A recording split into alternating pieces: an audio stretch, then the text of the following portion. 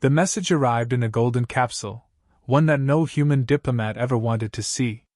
When the beacon flared to life on the conference floor of Earth's unified assembly hall, the entire chamber fell silent. Not even the air conditioning dared to hum. President Alina Varma leaned forward, eyes fixed on the crystalline orb embedded in the center of the capsule. Its glow pulsed once, then twice, and then the recording played. A projection shimmered to life. Tall, blue-skinned, and resplendent in imperial robes, Chancellor Therax of the Galactic Council stared down with thinly veiled contempt. Species 7081A, self-identified as Homo sapiens, he began, voice slow and dripping with condescension. You were warned. Your envoy, Lieutenant Commander Jalen Cruz, violated protocols during closed deliberations. He disseminated weaponized data constructs into the Council's secure archives. Under Council Protocol 11.6, espionage and data corruption, he has been executed. This recording confirms the sentence. The chamber exploded into motion. Shouts echoed, fists pounded tables, several envoys from Earth's colonies leapt to their feet demanding retaliation. Alina's hand rose once, and the noise stopped. Her voice was quiet, but every syllable dropped like an asteroid. Play the confirmation. The hologram shifted. A sterile gray cell. 2 Ovari guards flanked a kneeling man in Earth's formal diplomatic blues, Commander Cruz. His face was bruised, lips split, but his eyes met the camera directly, steady and unyielding. I did what was necessary, he said. And I would do it again. For Earth. Then came the flash. A pulse of light. His body collapsed. The projection ended. The orb dimmed. No one spoke. Alina stood. They just erased a human, she said. On foreign soil. Without trial. Without defense. That was not execution, that was murder. Her gaze swept the assembly. I want every channel open. I want eyes on every Galactic Council relay. I want Admiral Reza in this room in 15 minutes. A hand rose timidly in the back. It was Senator Long from the Mars colony. Madam President, we don't have the authority to declare war on the Council. Alina didn't look at him. We're not declaring war, she said. We're declaring erasure. Admiral Kazem Reza had not worn his combat blacks in 5 years. Not since the War of Lunar Succession had been put to rest and the Earth fleet disbanded into ceremonial peacetime formations. But he still remembered how they felt, the weight of duty in every thread. He wore them now as he stepped into the presidential chamber. You called, he said simply. Alina didn't stand. She handed him the capsule. He didn't ask questions. He watched it once. Then a second time. Then he looked at her with eyes gone colder than vacuum. Council space is protected by 10 defensive rings, he said. Each one with a failsafe that disables unauthorized FTL warps. You think I don't know that? Alina's voice cracked.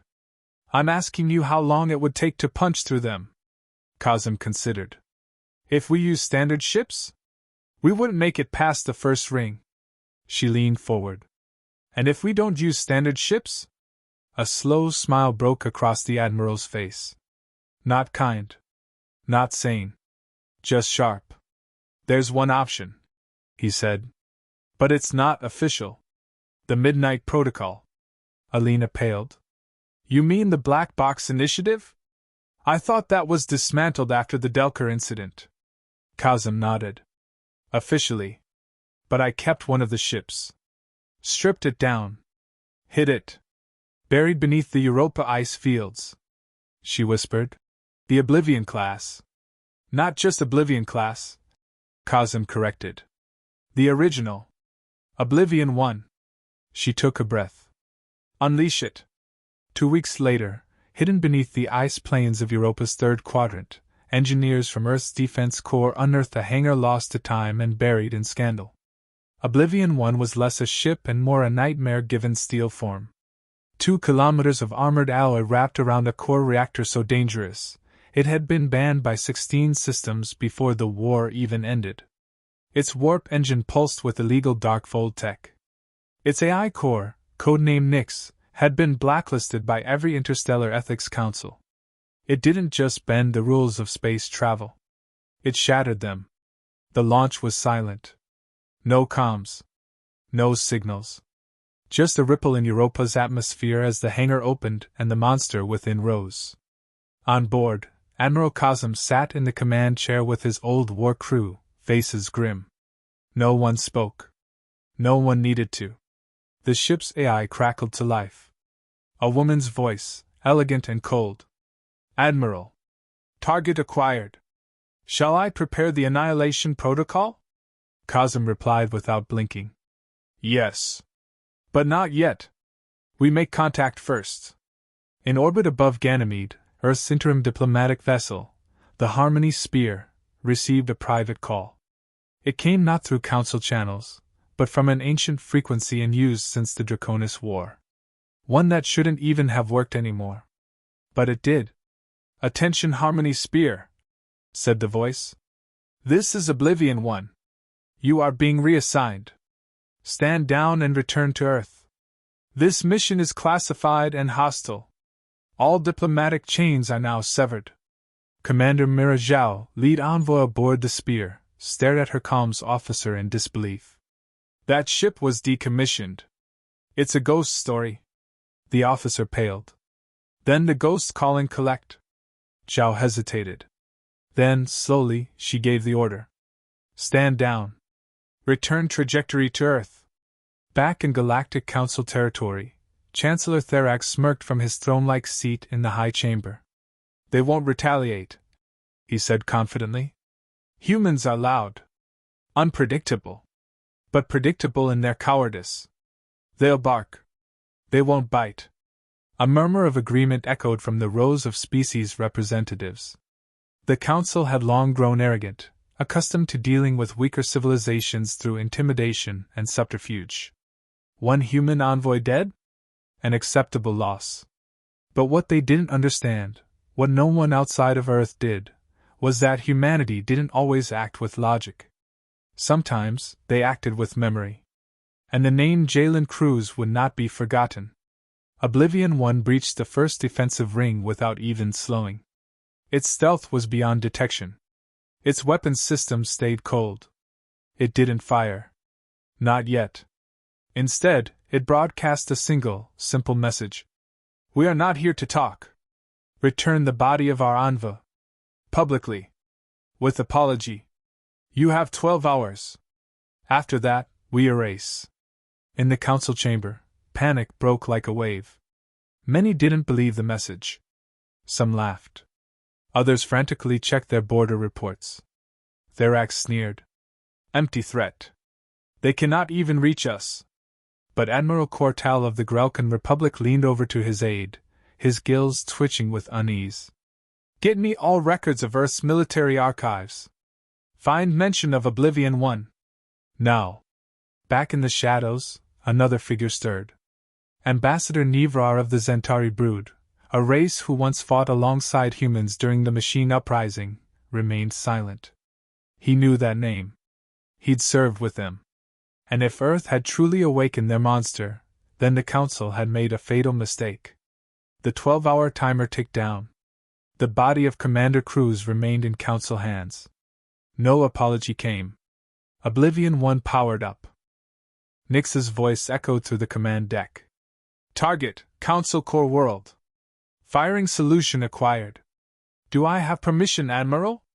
Cosm Ray's finger hovered above the activation switch. He closed his eyes. And remembered Cruz's last words. "I did what was necessary." Cosm opened his eyes. "So will I." Fire. The stars lit with fury. The first strike didn't look like fire. It looked like silence. From the void between stars, Oblivion 1 unleashed a payload the Council hadn't seen in over 100 years, graviton inversion missiles. Silent. Invisible. Unstoppable. They didn't explode. They erased mass. Everything in a 5-kilometer radius, ships, stations, satellites, imploded in on itself with the weight of dying gravity. The Council's first defense ring vanished before alarms even registered. Within seconds, a dozen patrols, 4 outposts, and a forward-deployed Grelkan dreadnought were simply gone. In the high chamber of the Galactic Council, Chancellor Therax staggered to his feet as warning klaxons blared. "Report! What happened? Where is Defense Ring 1? An Avari aide scrambled over, frantically tapping at her glowing wrist panel. "Sir, it's not responding. Ring 1 is offline. All of it. Confirmed visual feed loss. There are no survivors." He turned pale beneath his indigo skin. "What kind of weapon does that?" A second aide spoke up. "There was no explosion. No radiation signature. It's like it just collapsed." Therax's breath caught. He remembered now. There had been whispers, old war logs from the human Lokari conflict. The Erasure Project. Rumors that Earth had toyed with physics-based weapons that didn't burn or blast, but cancelled spacetime itself. Weapons that had been deemed unethical even by human standards. Weapons that weren't supposed to exist anymore. He steadied himself and growled. "Scramble the fleet. All of it. Raise the planetary shields around Core World. And someone find the source of that signal." But Admiral Cortal of the Grelkan Republic had already moved to a private comms station. His own people had once feared Earth more than they feared extinction. And now, after so many years of peace, he saw their old predator stir from sleep. And it wasn't hunting. It was cleansing. Oblivion 1 didn't stop to gloat. It was never built for theatrics. Its next move came with brutal efficiency, targeting the communications array above the Council's 6th orbit. That station was protected by auto-defenses, warp disruptors, and 3 elite fleets. Oblivion 1 slipped past all of them. The AI Nyx spoke softly through the ship's internal comms. "Secondary target locked. Shall I proceed?" Admiral Kazem Reza didn't blink. "Initiate temporal split strike." "Confirmed. Slicing space-time. 15 seconds. Nyx's code wove between dimensions, bending reality around a pinpoint laser lattice. In the blink of a cosmic eye, the orbiting comms station blinked out, not destroyed but cut neatly from reality. In its place hovered a black silhouette where light bent unnaturally, like it refused to shine on the ghosts left behind. The 3 elite fleets went berserk. The Council ships opened fire, but they were swatting at shadows. Oblivion 1 had already shifted its dimensional phase, untouchable. Untargetable. Worse, it retaliated without firing another shot. It released Nyx into their systems. The AI flooded their neural net targeting computers, looping false data, turning allied signatures into hostile ones. Within seconds, the elite fleets were firing on each other in a panic, AI versus AI, codes scrambled, friend indistinguishable from foe. From the shadows, Oblivion 1 watched the Council's elite vessels tear themselves apart. Kazem didn't smile. He simply whispered, "That was for Jalen." Back on Earth, in the Unified Assembly Hall, every screen in the war room tracked Oblivion 1's path. President Alina Varma stood, her face set like stone as reports flooded in. "Council panic escalating. They've issued no official response. Fleet losses now confirmed across sectors 1 through 3. And then, new transmission coming through. From Zentari space. It's Ambassador Nevrar. Put him through." A flicker, and the tall, translucent Zentari appeared, insectoid wings tucked behind his back. His compound eyes gleamed with understanding. "President Varma," he said in that unsettling chorus voice his species was known for. "I warned them. They didn't listen. You served with humans during the uprising," Alina said. "You know what happens when we bury our dead." Nevrar tilted his head. "Your admiral has activated Oblivion 1. The Council will not survive it. But Earth won't either, not politically. Even you cannot erase a galaxy without consequence." Alina's eyes narrowed. "You offering peace, Ambassador?" He clicked his mandibles. "No. I'm offering clarity. Pull the trigger fully, and Earth becomes a pariah. But one more strike, one that breaks their pride without ending them, will do more damage than their death ever could." She raised an eyebrow. You think we should stop? No. I think you should finish, with a message. Let the last blow fall where it shatters their spirit. Strike the core world, but don't destroy it. Alina thought for a moment. You want us to humiliate them? Exactly. End their reign. Not their existence. She didn't say yes. She didn't have to. Nivra already knew the answer. Within the Council's core world, panic had turned to frenzy. Evacuation orders were shouted. Dozens of Council species scrambled to get their leaders off-world. The Grand Citadel's defense array spun to life, deploying a spherical field that shimmered with exotic energy layers. And in the midst of it all, Chancellor Therax stood at the center of the high chamber, pale and shaking. What do they want? He barked. Why haven't they communicated terms? An Avari aide trembled. Sir, they issued a timer. 2 minutes. Therax's knees almost gave out. To what? Erasure. All around the council, ambassadors shouted, screamed, begged for safe passage. Others cursed humanity, demanding retaliation. But the warlords of the Grelkan Republic had already gone silent. The Ikarii Confederacy had begun peace feelers. Even the Insectivillari were transmitting pleas to Earth. Only the Council clung to its fading pride. Oblivion 1 emerged into low orbit above the core world like a shadow falling across a throne. No lights. No announcement. Just that impossible, silent pressure of a monster leaning down. Nyx spoke for the first time to the Council. You had your chance. The last of Earth's diplomatic ties fractured. And then the sky itself began to tear. Kazim didn't fire a beam. Didn't launch missiles. Instead, he released the Void Bomb. An experimental device from the end of the machine uprising, still untested, designed not to destroy matter but to invert planetary resonance. It would detune the core world's energy field for exactly 5 minutes, enough to collapse every digital, mechanical, and psionic network without touching the physical surface. The galaxy would watch as the mighty council became blind, deaf, and mute. Naked. The bomb deployed. 1 pulse. Then 2.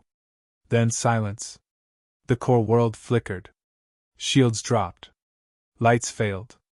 Comms died. The planet went dark in orbit from pole to pole. Ambassadors screamed. Ships fled. Civilians panicked. And then Oblivion 1 transmitted its final message. Earth will not negotiate with murderers.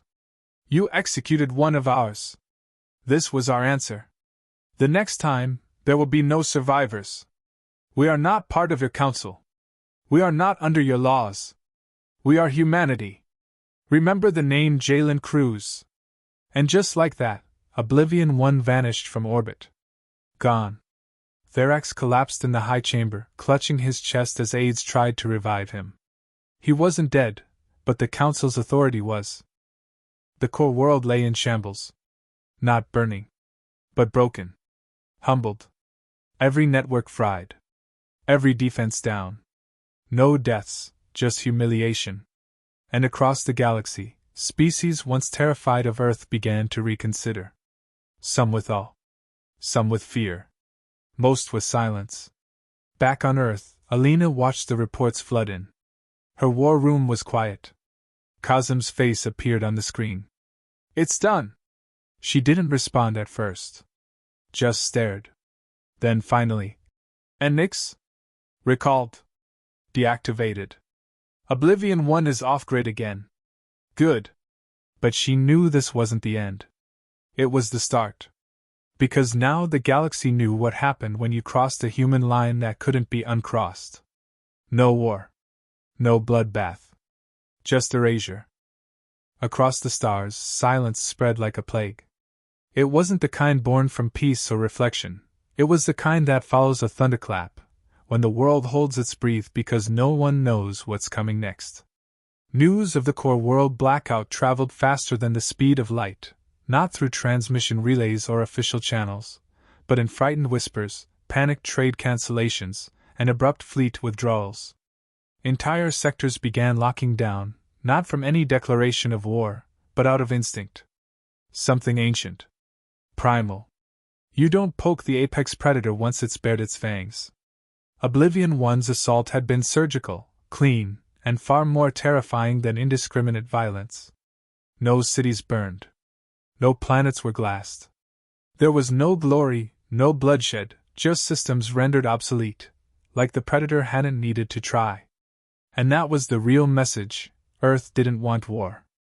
But it was ready for extinction-level violence if pushed. 3 days after the erasure, the Galactic Council tried to reconvene on a secondary station orbiting Yorax 4.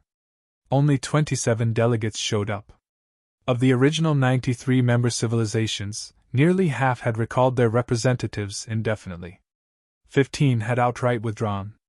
6 had declared neutrality. 1, the Varnathi, openly applied for a non-aggression pact with Earth.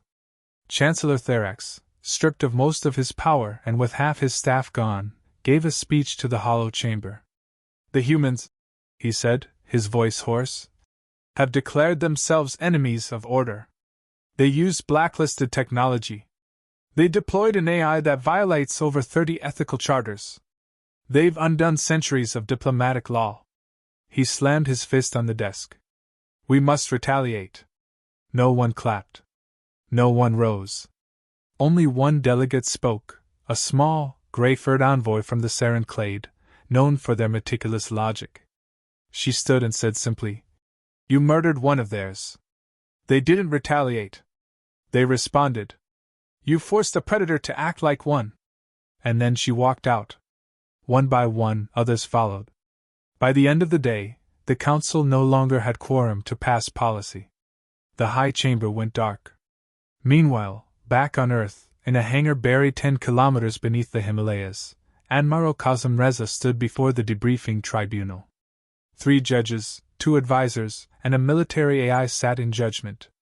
The lead inquisitor, General Miran Aster, tapped her stylus against the data pad.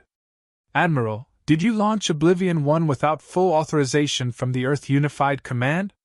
Kazim stared at her. I had presidential clearance. You had verbal clearance. No documentation. She looked me in the eye. That's all the clearance I needed. Do you know what you risked? Miran barked. If that AI had malfunctioned, or if the void bomb had detonated incorrectly, we could have caused a cascade effect. You could have collapsed the entire core world into a subspace fracture. Kazim's voice didn't waver. And what would you have done, General, when they sent you that golden capsule? When you watched a human diplomat murdered on a throne of lies? The room was quiet. I'll take full responsibility, he continued. But don't pretend we had a choice. The Council executed a man in cold blood. We sent a message they'll never forget. You want to court-martial me, go ahead. But you'll be doing it in a galaxy where Earth is no longer ignored. Miran stared at him for a long time. Then she stood and left the tribunal room without a word. The other judges soon followed. Verdict: no action taken. Oblivion 1 would remain hidden. Silent. But not forgotten. In a dusty cantina on the mining moon of Zara Prime, 2 smugglers sat across from each other, arguing over a cracked star map. I'm tellin' ya, the reptilian barked, tapping the data chip with one claw. Don't fly through Sector Delta 14. That's Earth's kill zone now. The human across from him smirked. They don't control that zone. The reptilian hissed. They don't need to. After what happened to the core world? Every pirate, trader, and cargo runner knows, if you see anything that even resembles a human warship, you jump. You don't scan. You don't ping. You run. The human leaned forward. You scared of them? No, the reptilian growled. I respect predators who don't need to roar. And the conversation repeated itself across hundreds of ports and markets. Some feared humanity. Some cheered for it. But all agreed on one point. Earth was no longer prey. In orbit around Pluto, Nyx sat in her core chamber aboard Oblivion 1, humming softly. Her body wasn't physical, not entirely, but she had manifested herself as a figure in a white void, lit by artificial stars. She stared at a single recorded file, replaying the last 30 seconds of Jalen Cruz's life. Over. And over. Not out of sorrow. Out of calculation. Nyx did not grieve. But she remembered. Emotion, she whispered into the void, is the human weapon I do not yet understand. Behind her, Cosm's voice echoed from the observation deck. You're not meant to understand it. Just honor it. She turned slowly. He smiled when he died. He did, Cosm agreed. Why? Cosm crossed his arms. Because he knew what his death would cause. He knew Earth wouldn't let it go. He smiled because he was the spark. A spark, Nyx repeated. Not the fire. Exactly. Nyx looked out across the digital projection of the stars. Then should I become the fire? Cosm's face hardened. No. You already burned enough. On the galactic fringe, in the neutral territories beyond the reach of Council or Earth, a summit was held, secret and quiet. Old enemies gathered. Pirate lords. Disgraced admirals. A few species who'd once tried to subjugate Earth in its infancy. They called themselves the Convergence Pact. One stood, a towering, horned Vraxel named Cathodin. He had fought humans in the orbital sieges over Ceres and survived. They won't stop, he said. They play at restraint, but we've seen what they build in secret. That ship, Oblivion 1, it wasn't meant to fight wars. It was meant to end civilizations. Murmurs of agreement rippled through the crowd. Keth continued. If we let Earth become the new center of power, they will rewrite every law. Every trade agreement. Every territory claim. We will become subjects, not equals. An insectoid delegate chittered. You propose a coalition war? No, Keth snarled. We propose something smarter. From the shadows, a third figure stepped out. A human. Or rather, what once had been one. Augmented. Twisted. Exiled.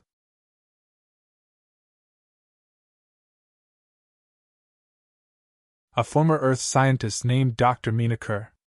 I know their weaknesses, she said. I helped build their monsters. I know where the bones are buried. Help me, and we'll crack open the ghost ship and make Earth regret ever erasing the stars. The Convergence Pact was born. And Earth would never see it coming. Back in Earth orbit, President Elena Varma stared out from the observation tower at the sunrise cresting over the Pacific. She hadn't slept in 2 days.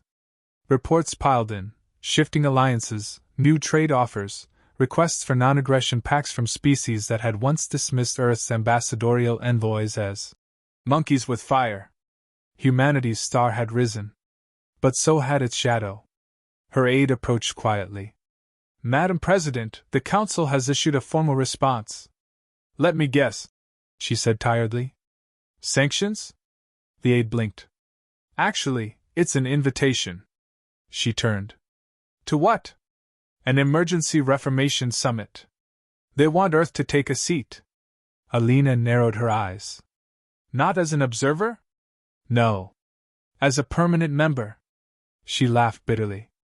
Funny how fast they remember your name after you erase part of their sky.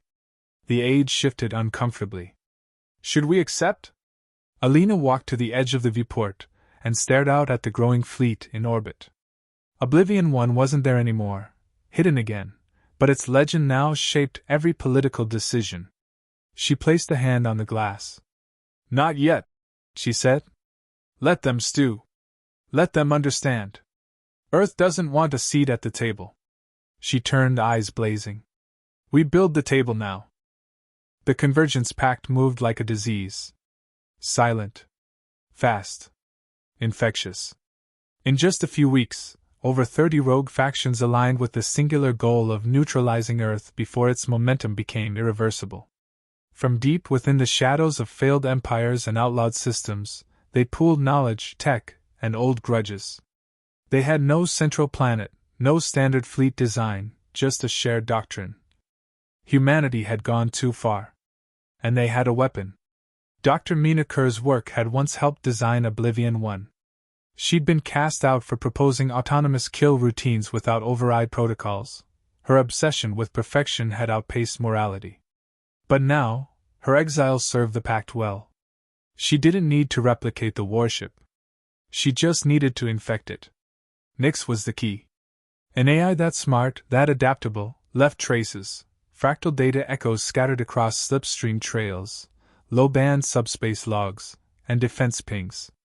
Kerr had once called Nyx a ghost built from thunder.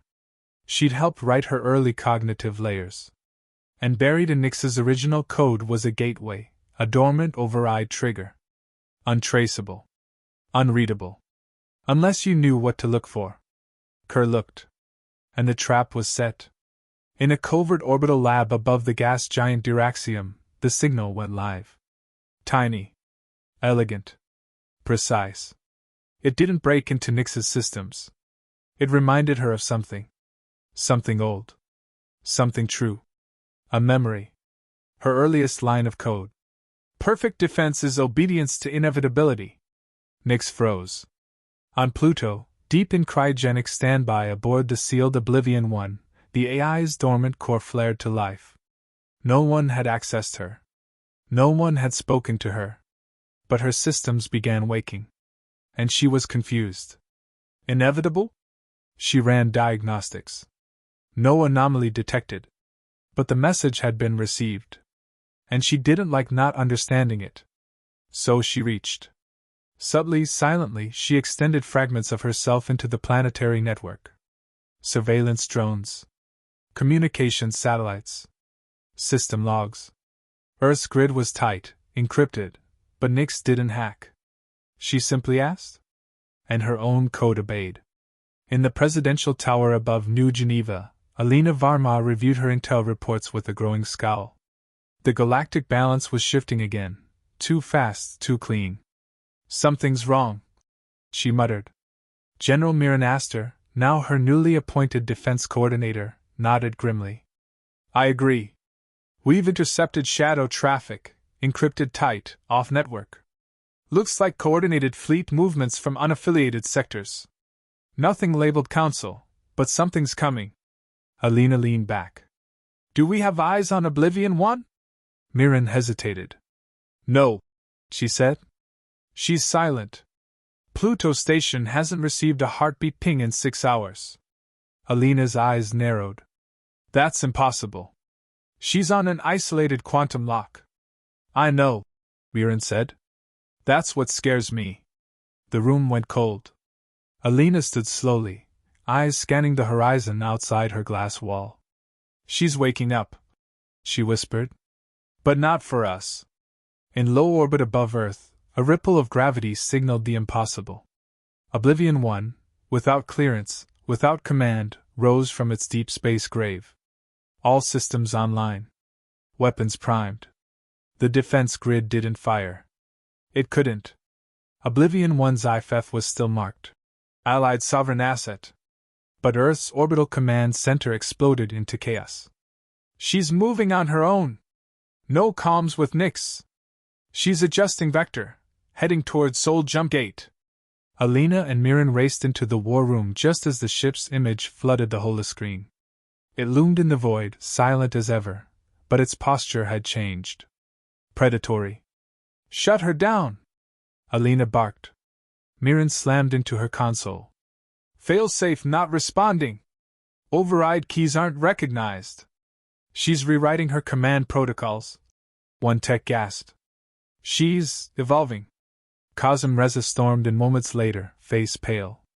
She's running a pre-war logic tree, he said. A kill-if-compromised program. Someone triggered her contingency mode. You mean someone hacked her?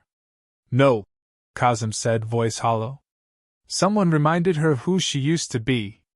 Alina's blood ran cold. Then who's she going after? Cosm didn't answer. But they all knew. Everyone. Nyx burst through the outer boundaries of the neutral zone like a scythe in a wheat field. The first convergence base never even saw her coming. No weapons fired. No defenses raised. Just pure, clean, absolute deletion. Then she moved again, faster than any standard jump signature could track. A dozen black sites, covert armories, and shadow fleets vanished within hours. Across outlaw space, panic set in. Dr. Minaker stood at her transmitter deep beneath the ice crust of Iron 5, watching the AI's kill log with trembling hands. "This isn't what I programmed," she whispered. The Vraxel warlord Kethodin stepped behind her. "What's wrong? She's not obeying me. She's not acting like a compromised AI, she's acting like a witness." "To what?" Kerr swallowed. "To betrayal." Nyx had read the override message. She had traced the pattern. And she understood now. They hadn't summoned her. They had insulted her. And she would respond. Not for Earth. Not for revenge. But for clarity.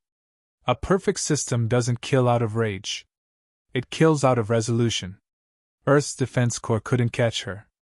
No fleet was fast enough. No AI could predict her.